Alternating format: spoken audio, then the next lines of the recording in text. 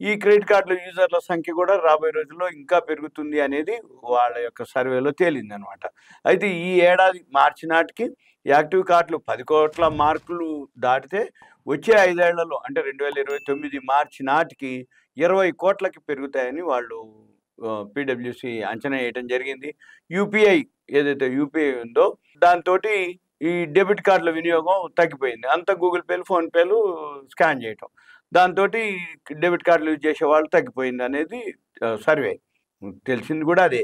అయితే చెల్లింపులకొచ్చేసరికి యూపీఐ తర్వాత క్రెడిట్ కార్డులే అనమాట. గూగుల్ పేలు, ఫోన్‌పేల తర్వాత క్రెడిట్ కార్డులదే ఎక్కువ శాతం పేమెంట్‌లు.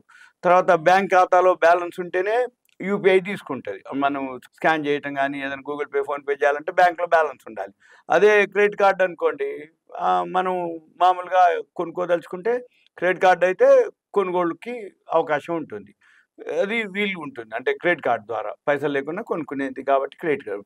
పేరులోనే ఉంది క్రెడిట్ కార్డ్ అంటే అప్పు. క్రెడిట్ అంటే అప్పు, కార్డ్. అప్పు తీసుకునేటటువంటి కార్డ్.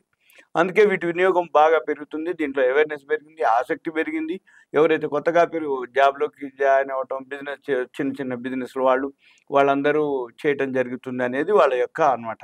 అయితే ఈ క్రెడిట్ కార్డులు ఉన్నాయని ఇష్టారీతిగా వాడకూడదు. వాడితే తర్వాత వాళ్ళ యొక్క సిబిల్ స్కోర్, క్రెడిట్ స్కోర్ మీద బాగా ప్రభావితం చూపిస్తుంది.